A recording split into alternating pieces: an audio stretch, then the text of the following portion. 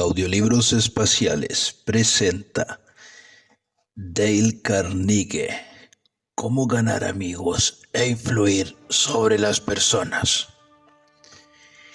Primera parte. Técnicas fundamentales para tratar con el prójimo. Abro comillas. Si quieres recoger miel, no des puntapiés a la colmena. Cierre comillas. El 7 de mayo de 1937, la ciudad de Nueva York presenció la más sensacional caza de un hombre jamás conocida en esta metrópoli. Al cabo de muchas semanas de persecución, Don Pistolas Crowley, el asesino, el pistolero que no bebía ni fumaba, se vio sorprendido, atrapado, en el departamento de su novia en la avenida West End. 150 agentes de policía y pesquisas pusieron sitio a su escondite del último piso. Agujereando el techo, trataron de obligar a Crowley, el matador de vigilantes, a que saliera de allí, por efectos del gas lacrimógeno. Luego montaron ametralladoras en los edificios vecinos y durante más de una hora, aquel barrio, uno de los más lujosos de Nueva York, reverberó con el estampido de los tiros de pistola y el tablero de las ametralladoras. Crowley, agazapado tras un sillón bien acolchado, disparaba incansablemente contra la policía. 10.000 curiosos presenciaron la batalla. Nada parecido se había visto jamás en las aceras de Nueva York. Cuando Crowley fue finalmente capturado, el jefe de policía, Mulrooney, declaró que el famoso delincuente era uno de los criminales más peligrosos de la historia de Nueva York. Es capaz de matar, por cualquier motivo. ¿Pero qué pensaba Dos Pistolas Crowley de sí mismo? Lo sabemos porque mientras la policía hacía fuego graneado contra su departamento, escribió una carta dirigida a quien corresponda. Y al escribir, la sangre que emanaba de sus heridas dejó un rastro escarlata en el papel. En esa carta expresó Crowley, abre comillas, tengo bajo la ropa un corazón fatigado, un corazón bueno. Un corazón que nadie haría daño. Cierre comillas. Poco tiempo antes, Crowley había estado dedicado a abrazar a una mujer en su automóvil, en un camino de campo en el Long Island. De pronto un agente de policía se acercó al coche y dijo, quiero ver su licencia. Sin pronunciar palabra, Crowley sacó su pistola y acalló para siempre al vigilante con una lluvia de plomo. Cuando el agente cayó, Crowley saltó de su automóvil, empuñó el revólver de la víctima y disparó otra bala en el cuerpo tendido. Y este es el asesino que dijo, abre comillas, tengo la ropa bajo un corazón fatigado, un corazón bueno, un corazón que a nadie haría daño, cierre comillas. Crowley fue condenado a la silla eléctrica. Cuando llegó a la cámara fatal, en Sing Sing, no declaró, por cierto. Abre comillas, esto es lo que me pasa por ser asesino. Cierre comillas. No, dijo, abre comillas, esto es lo que me pasa por defenderme. Cierre comillas. La moraleja de este relato es, Don Pistolas Crowley no se echaba la culpa de nada. ¿Es esta una actitud extraordinaria entre criminales? Si así le parece, escuche lo siguiente. Abre comillas. He pasado los mejores años de la vida dando a los demás placeres ligeros, ayudándoles a pasar buenos ratos. Todo lo que recibo son insultos. La existencia de un hombre perseguido, cierre comillas. Quien así habla es Al Capone, sí, el mismo que fue enemigo público número 1, el más siniestro de los jefes de bandas criminales de Chicago. Capone no se culpa de nada. Se considera, en cambio, un benefactor público. Un benefactor público incomprendido a quien nadie apreció. Y lo mismo pensaba Dutch Schultz antes de morir por las balas de otros pistoleros en Newark. Dutch Schultz, uno de los más famosos criminales de Nueva York, aseguró en una entrevista para un diario que él era un benefactor público, y lo creía. He tenido interesante correspondencia con Lewis, que fue alcaide de la famosa cárcel del Sing Sing en Nueva York, sobre este tema. Y según él, pocos de los criminales que hay en Sing Sing se consideran hombres malos. Son tan humanos como usted o como yo. Así raciocinan, así lo explican todo. Pueden narrar las razones por las cuales tuvieron que forzar una caja de hierro, o ser rápidos con el gatillo. Casi todos ellos intentan, con alguna serie de razonamientos, falaces o lógicos, justificar sus actos antisociales aún ante sí mismos y por consiguiente mantienen con firmezas que jamás se les debió apresar. Cierre comillas. Si Al Capone, dos pistolas Crowley, Dutch Schultz, los hombres y mujeres desesperados tras las rejas de una prisión, no se culpan por nada, ¿qué diremos de las personas de quienes usted, lector o yo, estaremos en contacto?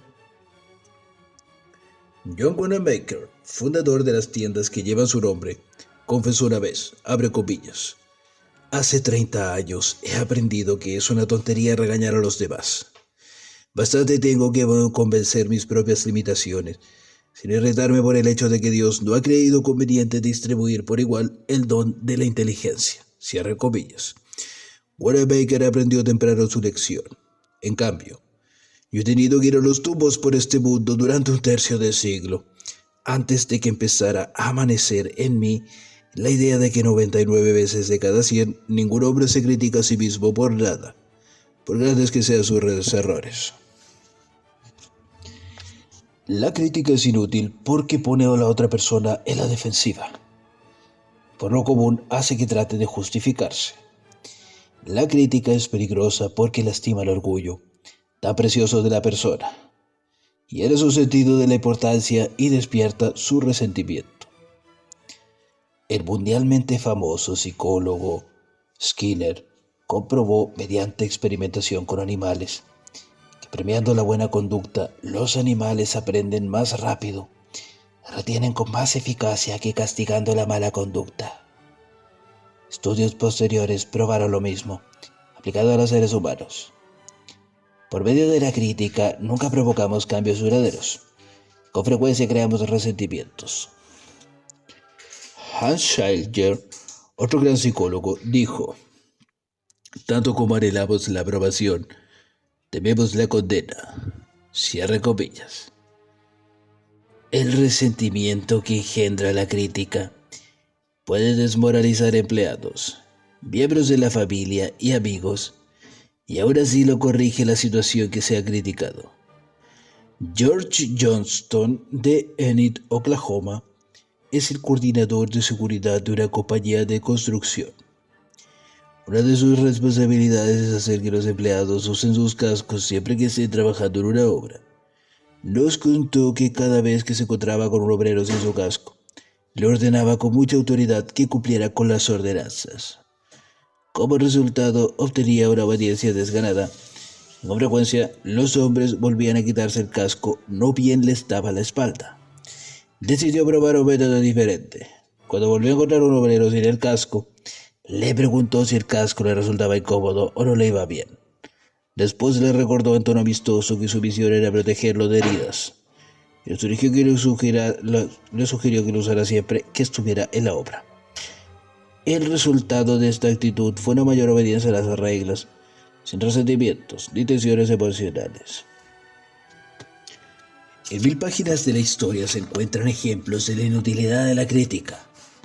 Tomemos por ejemplo la famosa disputa entre Theodore Roosevelt y el presidente Taft, una disputa que dividió al Partido Republicano, Llevó a Woodrow Wilson a la Casa Blanca, escribió un nuevo capítulo de la Guerra Mundial y alteró la suerte de la historia.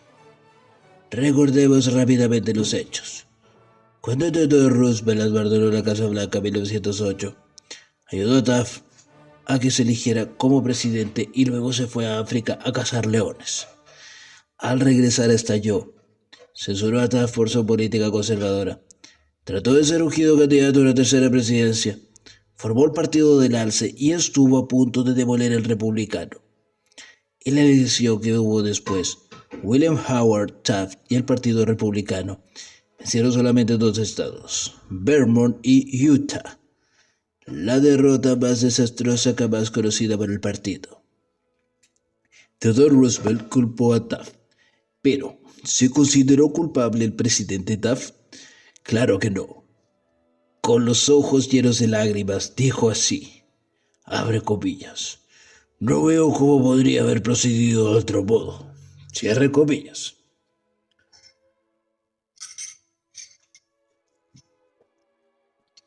¿A quién se ha de echar la culpa?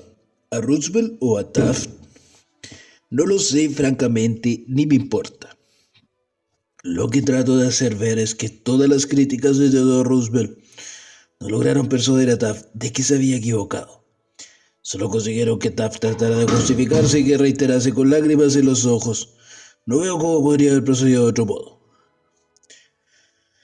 O tomemos el ejemplo del escándalo del Teapot Dam Oil. Fue un asunto que hizo clamar de indignación a los diarios del país durante los primeros años de la década de 1920. Conmovió a la nación entera. Nada parecido había sucedido jamás en la vida pública norteamericana, al menos en la memoria contemporánea. Señalemos los hechos estudos. Albert Fall, secretario del Interior en el gabinete del presidente Harding, tenía a su cargo ceder en arriendo las reservas petroleras del gobierno de Elk Hills y Teapot Dam, una reserva que se habían dejado aparte para su empleo futuro por la Armada. El secretario Fall no efectuó una licitación. No, señor. Entregó directamente el contrato, un negocio redondo jugoso, a su amigo Edward Doheny, y a su vez Doheny hizo al secretario Fall un préstamo, según le parecía llamar a esta operación, de $100,000. Luego, como la cosa más natural del mundo, el secretario Fall ordenó que las fuerzas de infantería de marina que habían en la zona alejaran a los competidores cuyos pozos adyacentes absorbían petróleo de las reservas de El High. Estos competidores, desalojados de sus tierras a punta de bayoneta, corrieron a los tribunales y destaparon así públicamente el escándalo de Teapot Dam. Tal fue el clamor que la administración Harding quedó arruinada. La nación entera se sintió asqueada y el Partido Republicano estuvo a punto de verse destruido. Y Albert Fall purgó su condena tras las rejas de una cárcel. Fall fue censurado crudamente. Censurado como lo han sido pocos hombres públicos.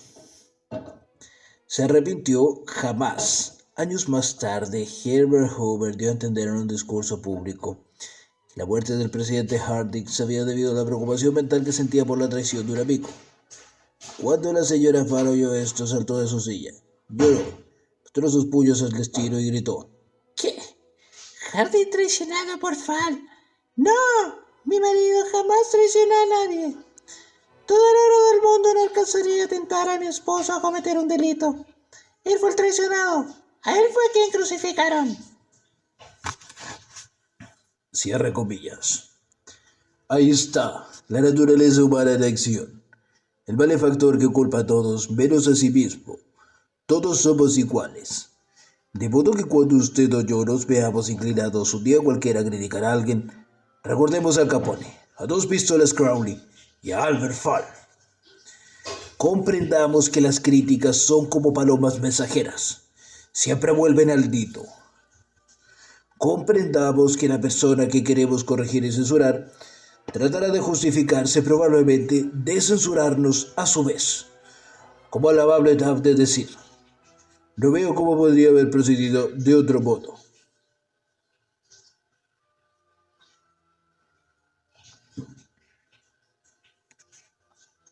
En la mañana del sábado 15 de abril de 1865, Abraham Lincoln yacía moribundo en el dormitorio de una pobre casa de hospedaje frente al Teatro Ford, donde Booth había atentado contra él. El largo cuerpo de Lincoln estaba tendido en diagonal a través de una vieja cama, que era demasiado corta para él. Una mala reproducción del famoso cuadro La Feria de los Caballos, de Rosa von Howard, prendía sobre la cama, y un mortecino mechero de gas daba escasa luz amarillenta. Cuando Lincoln agonizaba, el secretario de guerra Stanton dijo, abre comillas, aquí yace el más perfecto gobernante que ha conocido jamás el mundo. Cierra comillas. ¿Cuál era el secreto de los triunfos de Lincoln en su trato con los hombres? Yo he estudiado durante 10 años la vida de Abraham Lincoln y dediqué 3 años enteros a escribir y repasar un libro titulado Lincoln el Desconocido. Creo haber hecho un estudio tan detallado y minucioso de la personalidad y la vida privada de Lincoln como es posible que haga un ser humano. Realicé un estudio especial del método de Lincoln para tratar con sus semejantes. ¿Se dedicaba a criticarlos? Sí, pues. Cuando joven en el Valle Pigeon Creek de Indiana, solamente criticaba, sino que escribía cartas y poemas para burlarse de los demás. Los dejaba en los caminos campestres en la seguridad de que alguien los encontraría.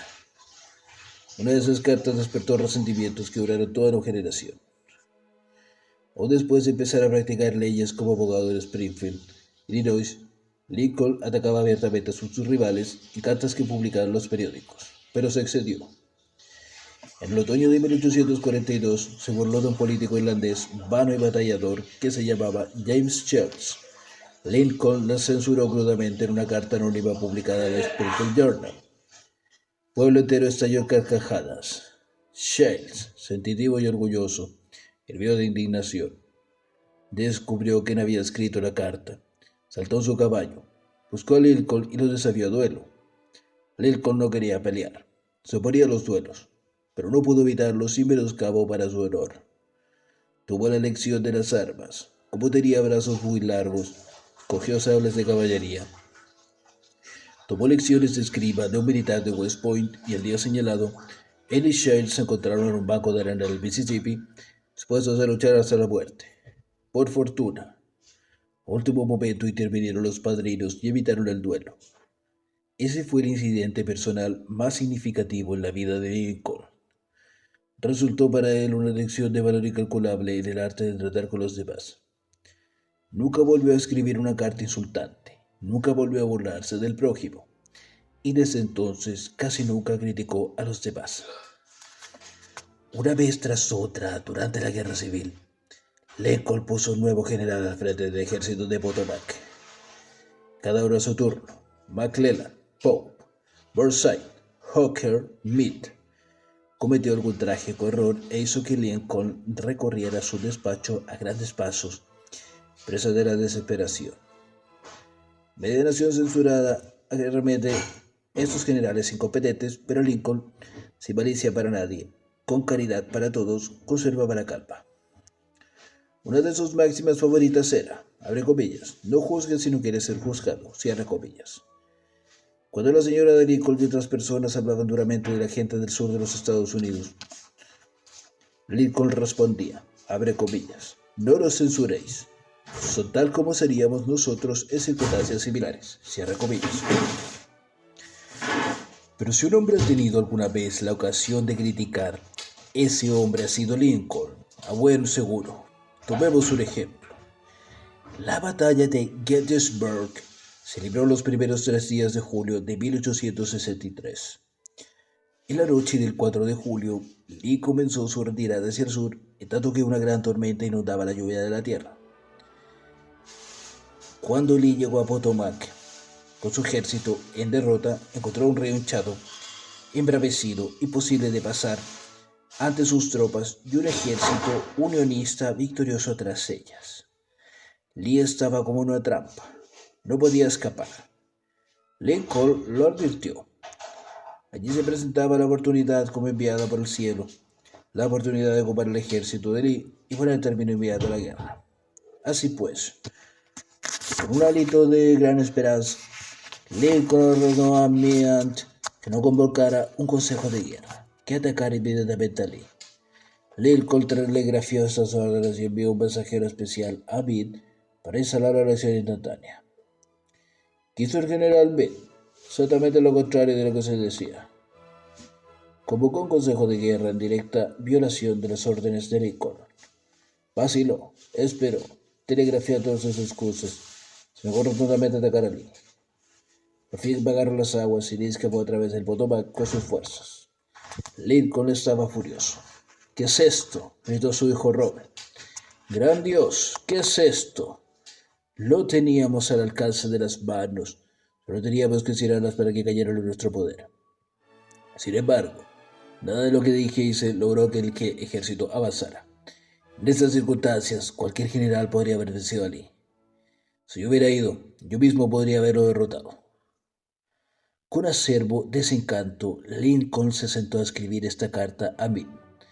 Recuérdese que en este periodo de su vida era sumamente conservador y reviso en su fraseología.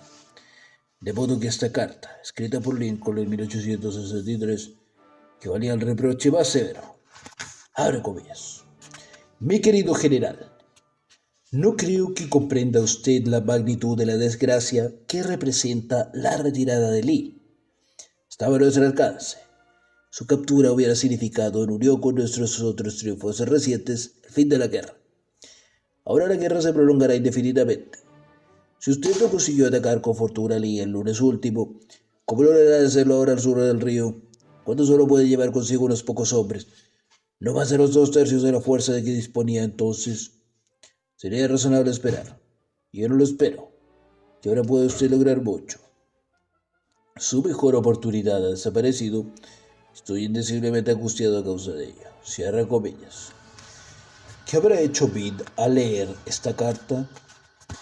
Meade no vio jamás esta carta. Lincoln no la despachó. Fue hallada entre los papeles de Lincoln después de su muerte. Creo, y esto es solo una opinión, que después de escribirla, Lincoln miró por la ventana y se dijo, abre comillas, un momento, tal vez no debiera ser tan precipitado.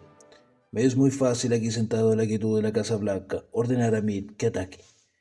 Pero si hubiese estado en Gettysburg y hubiese visto tanta sangre como ha visto Meade en las últimas semanas, si mis oídos hubiesen sido honrados por los clamores y los gritos de los heridos y moribundos, quizás no habría tenido tantas ansias de atacarlo. Si yo tuviese el tibio temperamento de Meade, quizás habría hecho lo mismo que él. De todos modos, sé agua que haya pasado bajo el puente. Si envío esa carta calmaré mis sentimientos, pero haré que Meade trate de justificar sus actos. Haré que él me censure a su vez. Despertaré resquemores, disminuiré su utilidad futura como comandante y lo llevaré acaso a renunciar al ejército. Se recopiló. Lincoln dejó a un lado la carta, porque por amarga experiencia había aprendido que las críticas y los reproches acerbos son casi siempre inútiles. Theodore Roosevelt ha dicho que cuando como presidente se veía en algún grave problema, solía reclinarse con su sillón y mirar un gran cuadro de Lincoln que había sobre su escritorio en la Casa Blanca y preguntarse entonces, ¿qué haría Lincoln si se viera en mi lugar? ¿Cómo resolvería este problema? La próxima vez que sintamos la tentación de reprocharle algo a alguien, saquemos un billete de $5 del bolsillo, miremos el retrato de Lincoln y preguntemos, ¿cómo resolvería Lincoln este problema si estuviera en mi lugar? Mark Twain solía presentar la presencia y escribía cartas que quemaban el papel. Por ejemplo, una vez le escribió un hombre que había despertado su ira. Lo que usted necesita es su permiso de entierro. No tiene más que decirlo y le conseguiré uno. Cierre comillas. En otra ocasión, le escribió un editor sobre los intentos de un corrector de pruebas de mejorar mi ortografía y puntuación. Observó lo siguiente. Prima, de acuerdo con la copia que le envío, que el corrector honda sus sugerencias en las cachas de su cerebro podrido. Cierre comillas. Mark Twain se sentía mejor después de escribir estas cartas siguientes. Le permitían descargar presión, y las cartas no hacían daño a nadie, porque la esposa del escritor las desviaba secretamente. Nunca eran despachadas. ¿Conoce usted a alguien a quien desearía modificar y regular y mejorar? Bien, espléndido. Yo estoy a su favor. Pero ¿por qué no empezar por usted mismo? Desde un punto de vista puramente egoísta, eso es mucho más provechoso que tratar de mejorar a los demás. Sí, y mucho menos peligroso. No te quejes de la nieve del techo del vecino, sentenció Confucio. ¿Cuánto te cubre el umbral de tu casa?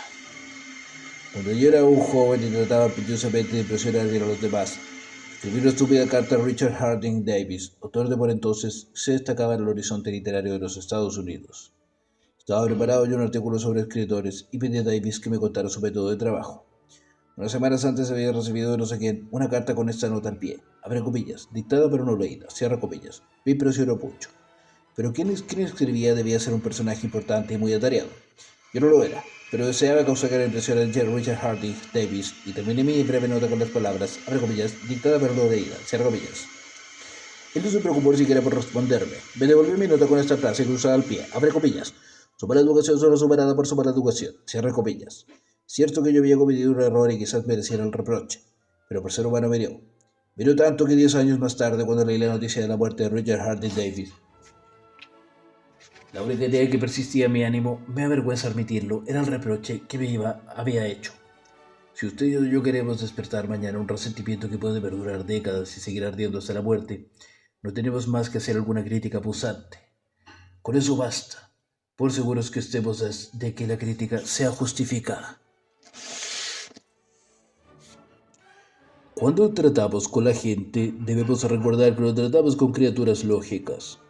Tratamos con criaturas emotivas, criaturas erizadas de prejuicios, empujadas por el orgullo y la vanidad. Las críticas acerbas que hicieron el sensitivo Thomas Hardy, uno de los más notables novelistas que han enriquecido la literatura inglesa, dejará de escribir novelas para siempre. Las críticas llevaron a Thomas Clarendon, al poeta inglés, al suicidio.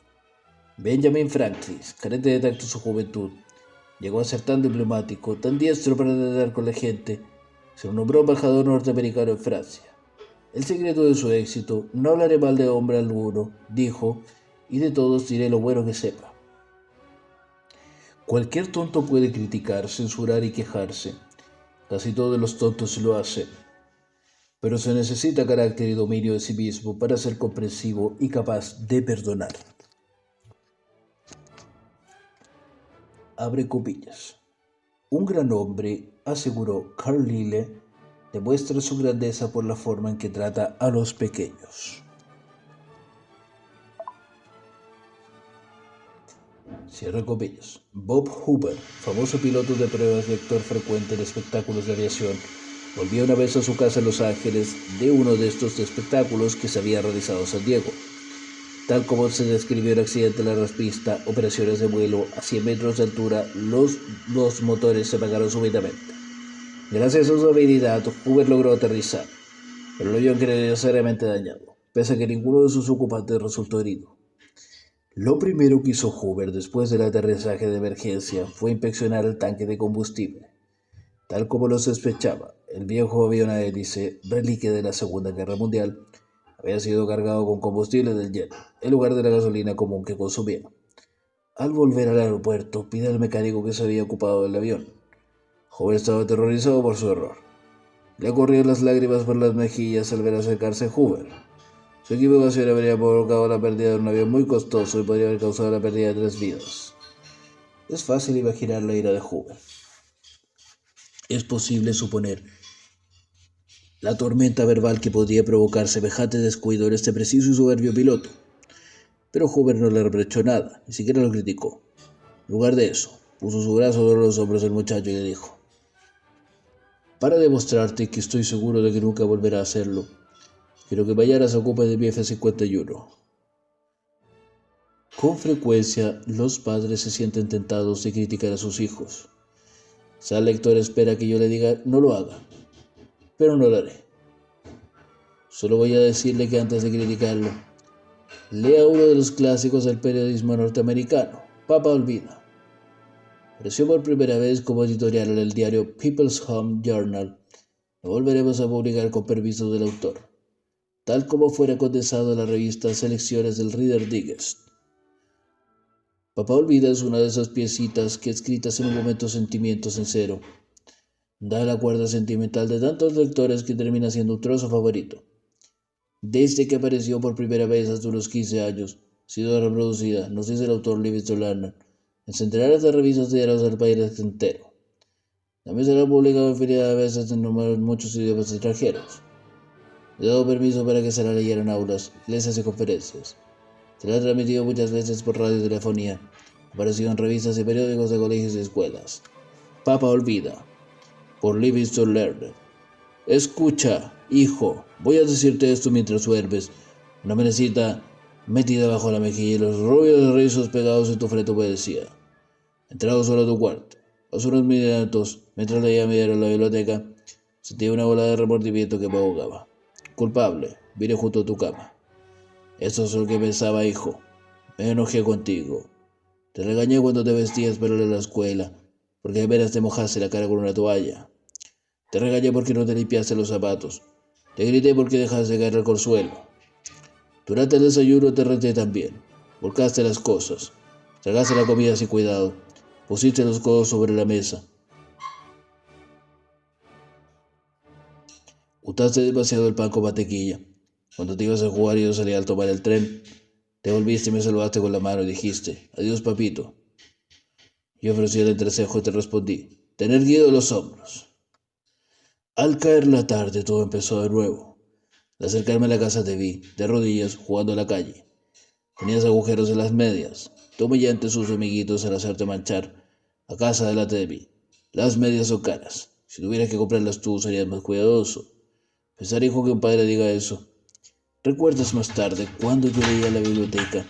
Me entraste tímidamente con una mirada de perseguido. Cuando levanté el aviso del diario, paciente por la interrupción, vacilaste la puerta. ¿Qué quieres ahora? Te dije bruscamente. Nada respondiste, pero le lanzaste desvirtuosa carrera. Echaste las brazos al cuello y me besaste. Tus bracitos me abretaron con un cariño que Dios había hecho florecer en tu corazón, que ni aun el descuido ajeno puede agotar. Luego te fuiste a dormir, con breves pasitos ruidosos por la escalera. Bien, hijo. Poco después fue cuando se me cayó el diario en las manos y entró en mi terrible temor. Que estaba haciendo de mí la costumbre de encontrar defectos, de reprender. Esta es mi recompensa a ti por ser un niño. No era que yo no te amara, eres que esperaba demasiado de ti. Me medías según la vara de mis años maduros. Y hay tanto de bueno y de bello y de recto en tu carácter. Ese corazoncito tuyo es grande como el sol que nace entre las colinas. Si lo demostraste con tu espontáneo impulso de correr a besarme esta noche. Nada más que eso importa esta noche, hijo. He llegado hasta tu camita en la oscuridad y me he arrodillado lleno de vergüenza. Es una pobre explicación. Sé que no comprenderías esas cosas si te las dijera cuando estás despierto. Pero mañana seré un verdadero papito. Seré tu compañero y sufriré cuando sufras y reiré cuando rías. Me morderé la lengua cuando esté por pronunciar palabras impacientes. No haré más que decirme como si fuera un ritual. No es más que un niño pequeñito. Debo haberte imaginado hombre. Pero al verte ahora, hijo acurrucado, fatigado de tu camita, veo que eres un bebé todavía. Ayer estabas en los brazos de tu madre, con la cabeza en su hombro. He pedido demasiado, demasiado. En lugar de censurar a la gente, tratemos de comprenderla. Tratemos de imaginarnos por qué hace lo que hace. Esto es mucho más provechoso y más interesante que la crítica. Y de ello surge la simpatía, la tolerancia y la bondad. Saberlo todo es perdonarlo todo. Ya dijo el doctor Johnson, abre comillas, el mismo Dios, Señor, no se propone juzgar al hombre hasta el fin de sus días. Entonces, ¿por qué hemos de juzgarlo usted o yo? Cierra comillas. Regla número 1. No critique, no condene, ni se queje. Esta historia continuará. Suscríbete a Audiolibros Espaciales para recibir más contenido de calidad.